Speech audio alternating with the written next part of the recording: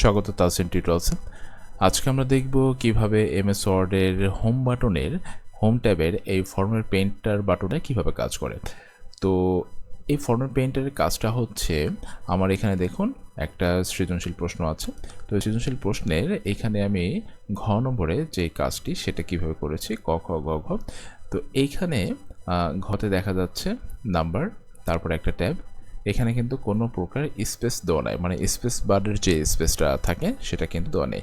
অপরদিকে এখান থেকে এই যে এটা কিন্তু এই বরাবর চলে আসছে, তাই না? হ্যাঁ, এটা দেখুন এরকম কিন্তু না, হ্যাঁ একদম এরকম সুন্দর করে এই বরাবর চলে আসছে।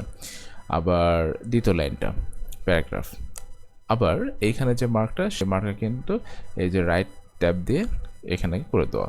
তো এখন এটার পার্থক্য আর এটার মধ্যে যে পার্থক্যটা সেটা দেখুন, এখানে কিন্তু সেই কোনো প্রকার ট্যাব নাই, রাইট?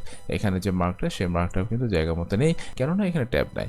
তো আমার কাজটি হচ্ছে, আমি এইখান থেকে যে কমান্ডটা আছে সেই কমান্ডটা এই লাইনের উপরে অ্যাপ্লাই করব। তো সেটার জন্যই আমাকে ব্যবহার করতে হবে ফরম্যাট পেইন্টার। তো প্রথমে আমি যে কমান্ডটা আনবো সেখানে আমি কার্সরটা রেখে দিচ্ছি। তো এখানে আমি কার্সরটা রাখলাম। কার্সরটা রাখার পর এরপর আমি চলে যাব হোম ট্যাব। হোম ট্যাবে আছি আমি এখন। হোম ট্যাব থেকে হোমে যাওয়ার পরে আমি আস্তে করে ফরম্যাট পেইন্টারটা ক্লিক করব। ওপেন হয়ে গেল।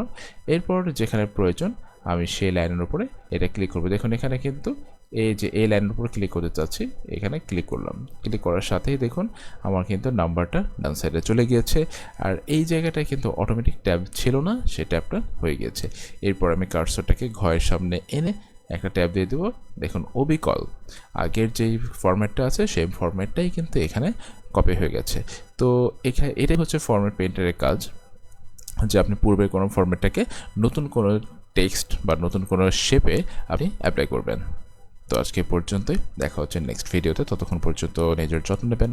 আল্লাহ হাফেজ।